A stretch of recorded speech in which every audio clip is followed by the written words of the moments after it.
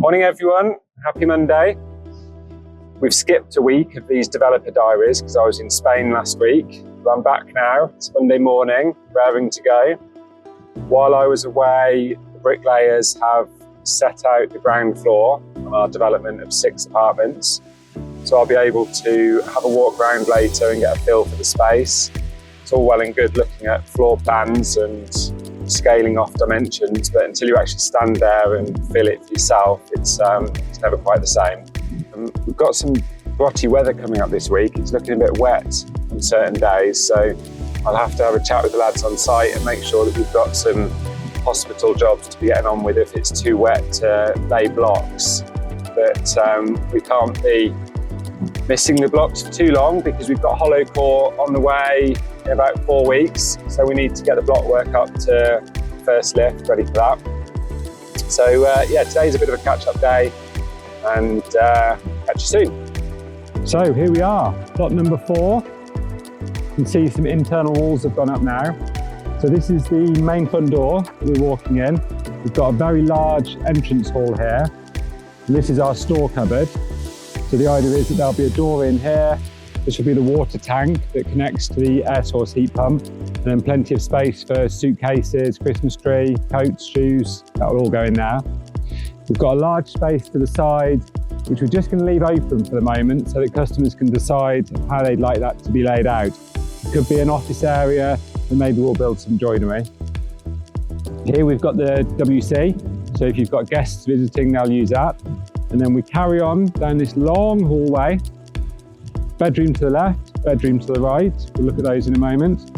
And I'm standing now at the front door into the lounge.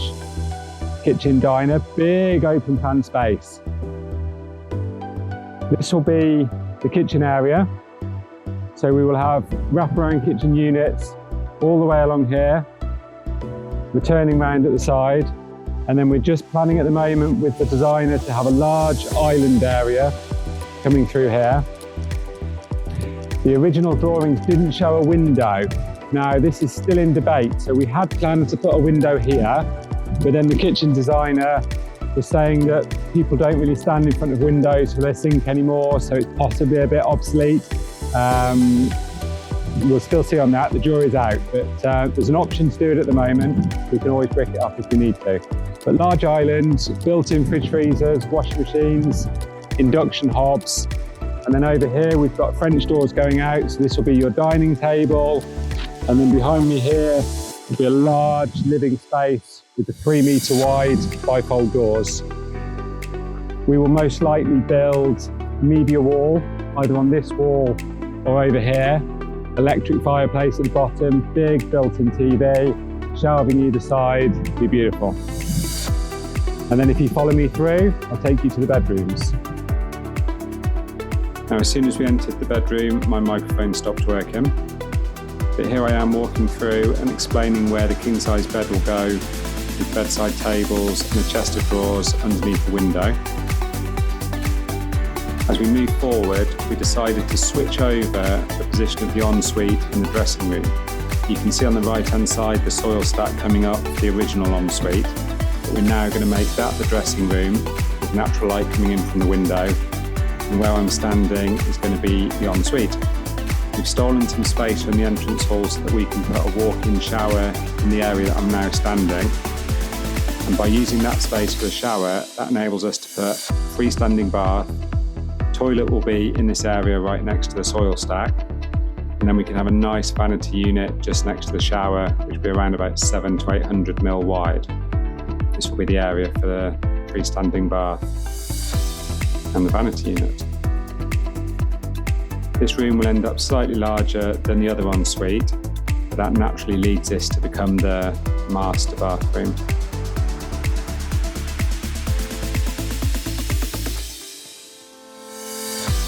We're spending a long time here explaining how a shower works. And then I walk back into the main bathroom. As we walk across the hallway, we enter the second bedroom. Now, this is exactly the same as the first one, with a walk-in dressing room where I'm standing. But then you've also got an ensuite which won't have space for a bath, but you'll have a walk-in shower, We'll try and put a wall-hung toilet and a vanity unit. And then back into the lounge kitchen area. This is a really spacious apartment. At 1,500 square feet, this is a similar size to most 3-bed or even some 4-bed compact houses. It's going to be fantastic.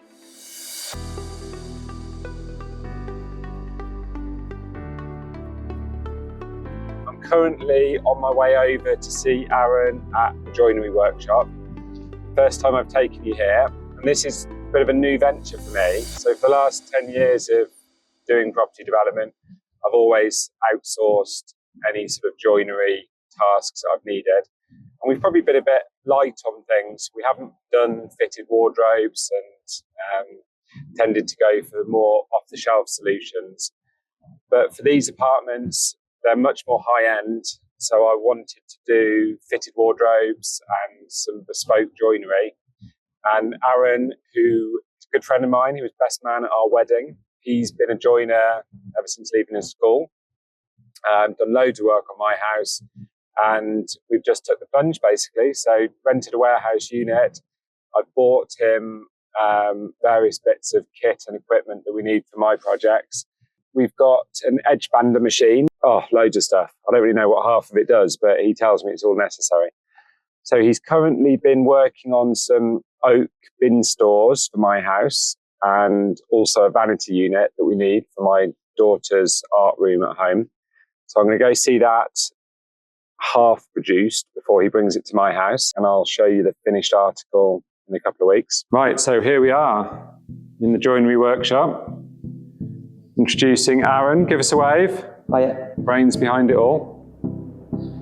So over here we've got our table saw. Extraction unit behind. We've got 2 extraction, one for the table saw and one for the edge bander, which is this baby here. So we're going to use this for all of our fitted wardrobes and making shelving and what have you.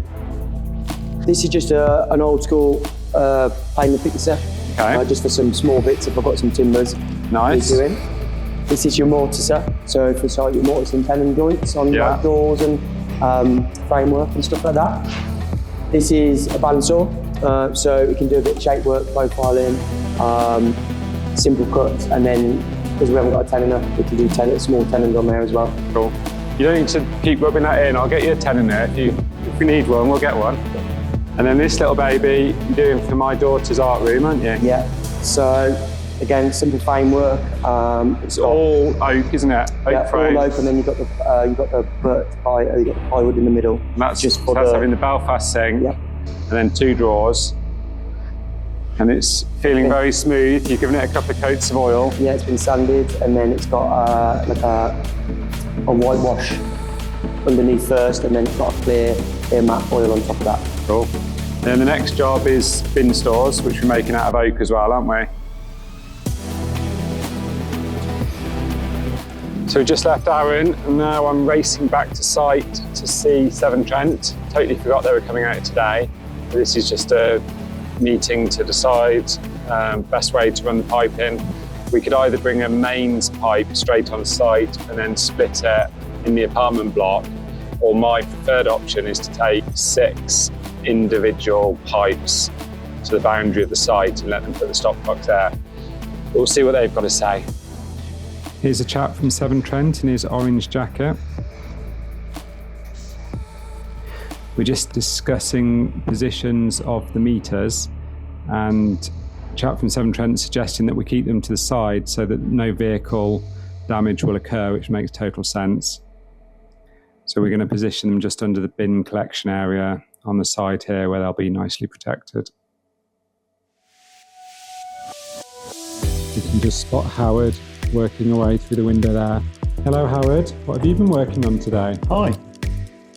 I've had a very busy day today. It looks like you're on Google Earth. It looks like Google Earth, but it's slightly more sophisticated. This is our land sourcing software. Nice. If you're not familiar with it already, I'm sure we're going to be talking about it soon enough, called Land Insight. And from this today, I've been able to highlight our next 19 opportunities. Nice, 19. This is one of Howard's letters from yesterday, arriving in this house today. So this is a little side plot opportunity. You can see that the land on the side is probably 1.5 times the width of the existing house. So it's only a small plot and a small opportunity, but it's nice and local to where we're based, and these are usually quite easy to get planning permission for. So hi guys, welcome to the second week of our developer diary. Here we are for our weekly roundup, aren't we? Friday afternoon again. The viewers might notice one major change. I've been busy with my paintbrush. Oh, I thought you were going to say I've lost weight. Oh, well, that as well. But, so that's been good. What have we done this week? It's been a nice week this week. We did lose a little bit to the rain. Yes, but Thursday. That was yesterday, wasn't it? Yes. So we down tools on Thursday because the forecast was dire.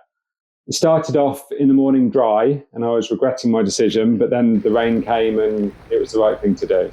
But still, the boys pulled it out of the bag. You know, we've got external walls that have gone up, and it's looking great out there, isn't it? And they're a man down this week, which hasn't helped. But in all honesty, Dylan, if you ever watch this, we have missed you while you've been away. Yeah. But the guys have cracked on while you haven't been here. Yeah. We have had our SAP calcs done. For those watching at home, Adrian, what is a SAP calc? And why have we had to have them done? If I start talking about SAP calcs, this video will go wild. Yeah. Viral. This will be a trending video because that is super exciting. So a SAP calc is the standard assessment procedure, and it's what forms your energy efficiency, or your EPC. So we have to send all of the details of the build, what kind of blocks we're using, what the windows are like, the insulation between the walls. All of that information goes to a company. They churn it all out, and then they come back with a predicted EPC. And in our case, all of the apartments have scored a B, which I was happy with. The only way we could have improved that to an A rating would have been to include solar panels on the roof. But that doesn't really work in an apartment block, so we leave it as we are. But using the air source heat pumps has really helped us, and underfloor heating throughout. We may decide to do an element of triple glazing, and that will improve it.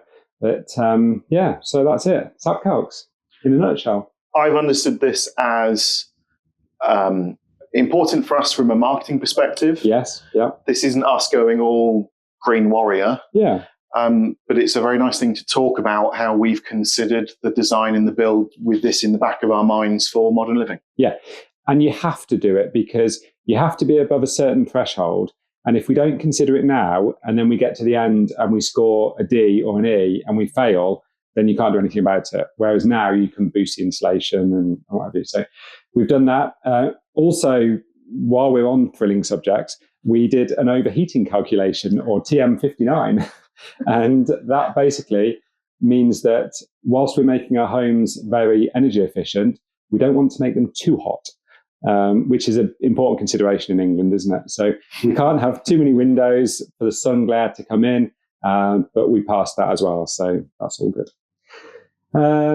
We heard back from the agent about those barns that we looked at last week. We did eventually. Yes. Nice guy. And they were clearly giving our interest lots of consideration, which is why it took them some time to come back to us. They agreed that the marketing price was too high, which is what we thought. But they're actually going to go back to planning, aren't they? So they had Class Q approval for the barns, and they say that there's a precedent set that if you've been given approval, then there's a good chance you can go back in for replacement dwellings. And one of the things we didn't like was that the cladding on the barns was set to be painted, which seemed a bit off, didn't it? So from their perspective, and kind of mirrored ours in that they were almost testing the water. Yeah. If they could have got rid of it quick at a high price, someone snapped the hand off it, they were more than happy to do so. Yeah. But as it sat and done nothing, and we've nibbled around the edges of an inquiry, kind of talking about how, we're interested, but there's some things that we would want to do to it. They were in agreement, and by the sounds of it, the seller was as well, and they want to improve on the value proposition. So we'll watch your space. Yeah. You've had a productive week. So you spent the rain day on landing sites looking for future sites, and you've got those letters sent. It was really nice not to sit on a building site for at least one day of the week and not be bombarded with requests for muck and block and brick ties and other things that I don't know what they mean. To come away from it and zoom out to the bigger picture, in the world of sales, ABC, always be closing. For me now, it's always be prospecting. We've always got to have an eye out on the next deal to be lined up, because with the best will in the world, we're going to build this and sell 6 luxury apartments. What happens next is also of equal importance. How long did it take you to pull this deal together? I reckon it's certainly 2.5, if not 3 years, from my first contact to digger in the ground. So yeah, you really need to be thinking about your pipeline. You want a 5-year pipeline realistically, and you want that to keep rolling as you go forward. And you can never have too many sites under option, because you can always flip them. So even if we decide that's a great site, but it's not right for us time-wise or, location, then put it up for sale, and, you'll recover back what you've spent on it and maybe see a nice profit as well. So yes, 19 letters across various different sites highlighted yesterday and then left in the post. You got the first marketing email out. So we've amassed quite a few, both of our handfuls of prospective customers, just from the digital advertising sign that's up. They've logged their names, email addresses, phone numbers as being interested. And we sent our first email via MailChimp, just a teaser email, really. We gave them the CGIs that we haven't released to anyone yet, and just said, watch this space, because we'll get back to them in a few weeks. But I think that's a great first contact, and it just keeps people's appetite whetted when there's more information available. If we've always got to be prospecting for the next site, we still can't take our eye off the ball as to selling these. Yeah. And for the first time now, it feels like we can do something with that information and start to work on that sales funnel. Yeah.